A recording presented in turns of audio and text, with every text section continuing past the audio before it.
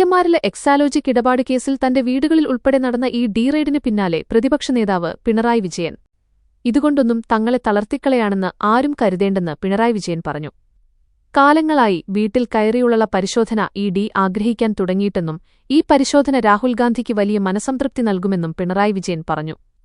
തങ്ങളുടെ പാർട്ടിക്കാർ അല്ലാത്ത മറ്റുള്ള പാർട്ടിക്കാർക്കെതിരെ ഇഡിയുടെ കടന്നുകയറ്റം നടന്നോട്ടെ എന്ന നിലപാടാണ് കോൺഗ്രസ് സ്വീകരിച്ചിട്ടുള്ളതെന്നും ഇതുകൊണ്ടൊന്നും തങ്ങൾ അവസാനിക്കാൻ പോകുന്നില്ലെന്നും പിണറായി വിജയൻ പറഞ്ഞു.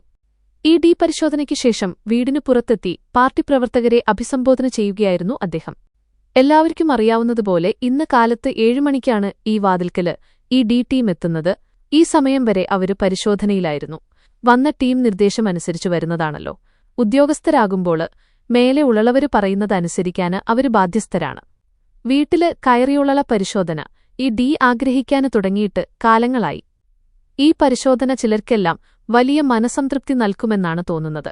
3 ലക്ഷത്തോളം സന്തുഷ്ടരായ ഉപഭോക്താക്കളും 2 ലക്ഷത്തോളം തിമിര ശസ്ത്രക്രിയകളും പൂർത്തിയാക്കിയ മലബാറിലെ ഏക കണ്ണാശുപത്രി Al Salama high hospital, hospital road, Perinthalmanna.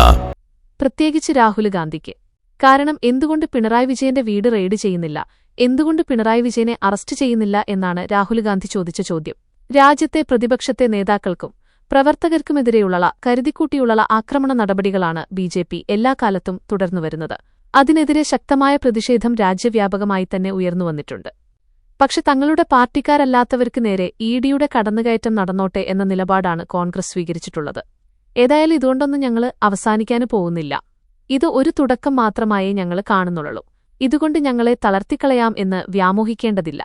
ഇവിടെ പ്രകടമായത് നമ്മുടെ നാടിന്റെ വികാരവും പാർട്ടി സഖാക്കളുടെ വികാരവും എല്ലാ കാലത്തും പാർട്ടിയുടെ അകമഴിഞ്ഞ പിന്തുണയുമാണ്.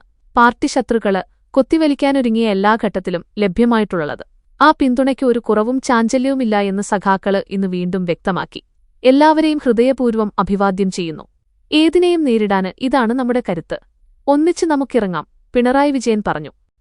അതേസമയം സിഎംആറിലെ എക്സാലോജി കേസില് പരിശോധന പൂർത്തിയാക്കി എൻഫോഴ്സ്മെന്റ് ഡയറക്ടറേറ്റ് ഉദ്യോഗസ്ഥര് മടങ്ങി. 8 മണിക്കൂറോളം നീണ്ട പരിശോധനയ്ക്കും മൊഴിയെടുപ്പിനും ശേഷമാണ് ഇഡി ഉദ്യോഗസ്ഥര് മടങ്ങിയത്.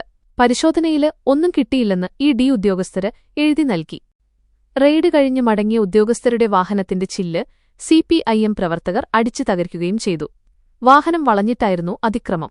പ്രതിഷേധക്കാരെ പിന്തിരിപ്പിക്കാന് പോലീസും നേതാക്കളും ശ്രമിച്ചെങ്കിലും പരാജയപ്പെടുകയായിരുന്നു. ഉദ്യോഗസ്ഥർക്ക് നേരെ കല്ലേറും ചെരുപ്പേറുമുണ്ടായി.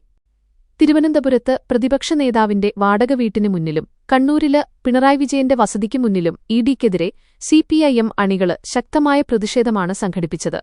അണികളും പ്രവർത്തകരും നേതാക്കളും തെരുവിലാണ്. വി.ഡി. സതീശന്റേതുൾപ്പെടെ ഫ്ലക്സ് ബോർഡുകള് സിപിഐഎം പ്രവർത്തകര് നശിപ്പിച്ചു. മുഖ്യമന്ത്രി വി.ഡി. സതീശന് പ്രധാനമന്ത്രി നരേന്ദ്രമോദിയുമായി കൂടിക്കാഴ്ച നടത്തിയതിന്റെ തൊട്ടടുത്ത ദിവസമാണ് റെയ്ഡ് നടത്തിയതെന്നും അത് ബിജെപി കോൺഗ്രസ് ഒത്തുകളിയുടെ ഭാഗമാണ് എന്നുമാണ് സിപിഐഎമ്മിന്റെ ആരോപണം. പിണറായി വിജയന്റെ തലസ്ഥാനത്തെ വാടക വീട്, കണ്ണൂരിലെ വീട്, മുൻമന്ത്രി മുഹമ്മദ് റിയാസിന്റെ കോഴിക്കോട് കോട്ടൂളിയിലെ വീട്, സിഎംആറിൽ എംഡി ശശിധരന് കർത്തയുടെ കൊച്ചിയിലെ വീട്, ആലുവയിലെ സിഎംആറിൽ ഓഫീസ്, ബംഗളൂരുവിലെ എക്സാലോജിക് ഓഫീസ്, ശശിധരന് കർത്തായുമായി ബന്ധപ്പെട്ട മറ്റു 2 ഇടങ്ങള് ഉൾപ്പെടെ 12 ഇടങ്ങളിലാണ് ഇഡി പരിശോധന നടത്തിയത്. കഴിഞ്ഞ ദിവസമായിരുന്നു സിഎംആറിൽ എക്സാലോജിക് കരാറില് ഇഡിയുടെ അന്വേഷണം തുടരാമെന്ന് ഹൈക്കോടതി നിർദ്ദേശിച്ചത്. പിന്നാലെയാണ് റെയ്ഡ്. ഇഡി അന്വേഷണം തടയണം എന്നാവശ്യപ്പെട്ട് സിഎംആറിൽ നൽകിയ ഹർജി ഹൈക്കോടതി തള്ളുകയായിരുന്നു.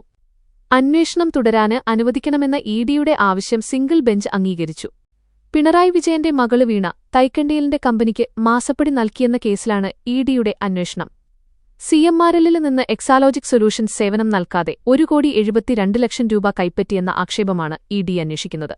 സാമ്പത്തിക ഇടപാട്, കള്ളപ്പണം വെളുപ്പിക്കല് നിരോധന നിയമത്തിന്റെ പരിധിയില് വരും എന്നാണ് ഇഡിയുടെ വാദം.